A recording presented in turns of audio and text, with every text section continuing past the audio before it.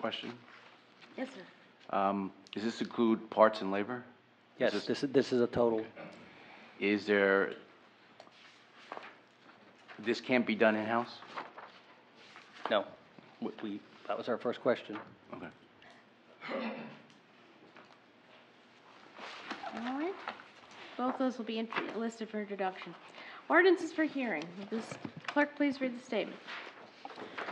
Ordinances scheduled for hearing were introduced by title and passed on first reading at a regular meeting of the council held on Monday, January the 25th. All were posted and filed according to law, and copies were made available to the general public requesting same. I call up ordinances for second reading and ask the clerk to read said ordinances by title. Ordinance 2-2010, ordinance of the Borough of Madison amending Chapter 94, Appendix A, Schedule of Rates for Electric Utility. I move ordinance 2-2010. Oh, I'm sorry. See, that's how I got in trouble sorry. last time. My ear. Yes. Okay. Now I'll open the hearing for anyone wishing to be heard on this ordinance. Is there anyone wishing to address the council? Mr. Alampudis.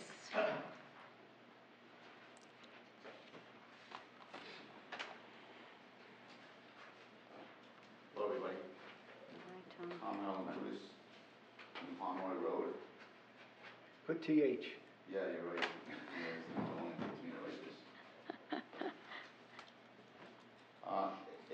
If this is an ignorant question, please excuse me, but I was looking here in the in your meeting agenda, and it says here that the energy charge for residents is going to be 19 cents per kilowatt hour. Is that correct?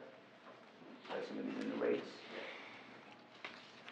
So, can you give me the comparison between what let's say PSE&G would charge, or one of the other electric utilities that sells electricity to other counties, or anybody here know? I can, yes. Right now, we would be approximately 9% higher than JCP and Ellen Public Service if this ordinance is approved. Mm-hmm.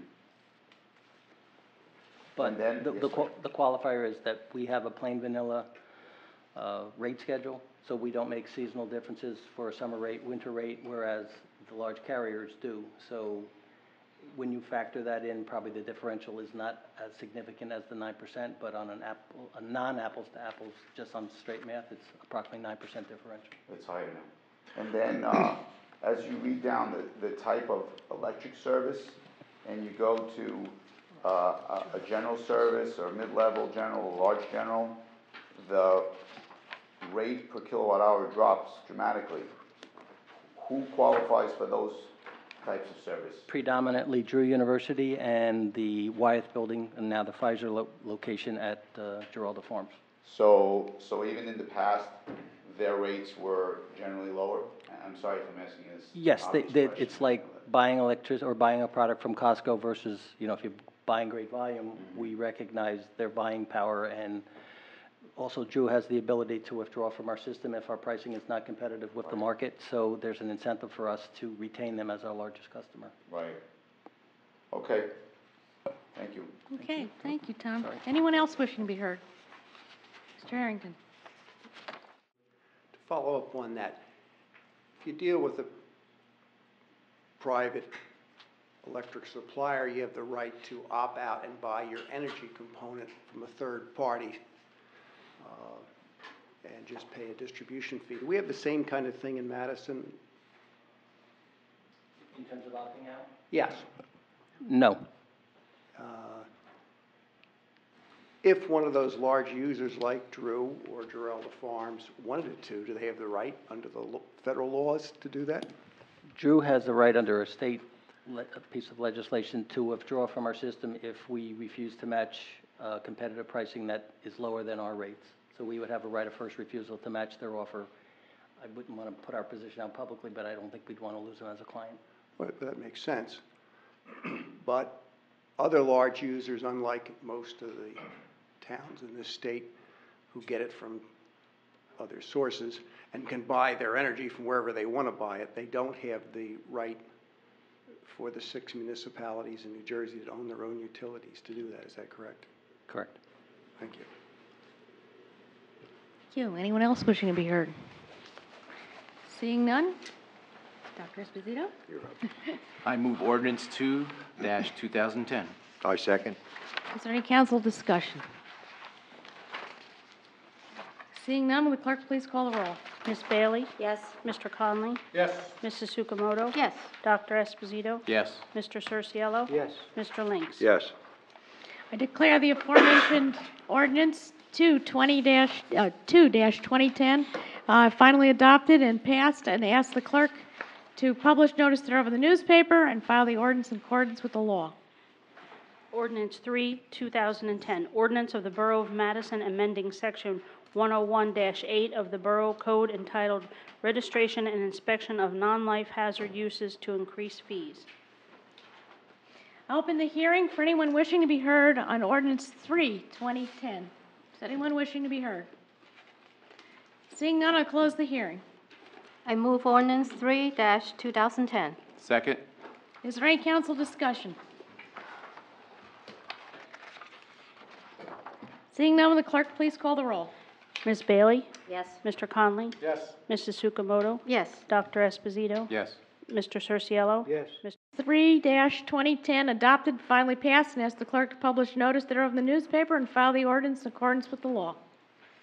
Ordinance 4-2010, ordinance of the Borough of Madison amending Section 101-11.1 of the Borough Code entitled Smoke Detectors and Carbon Monoxide Detectors to increase inspection fees.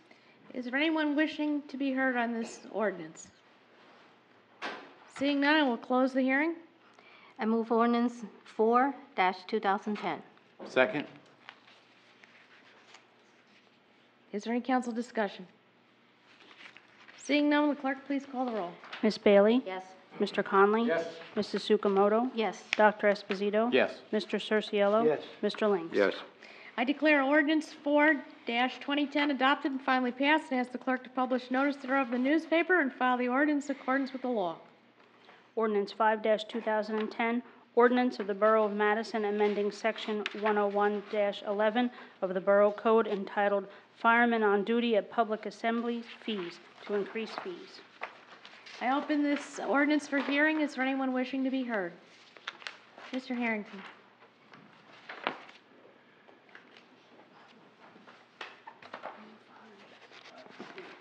What is the definition of a public assembly? For instance, is this meeting considered a public assembly?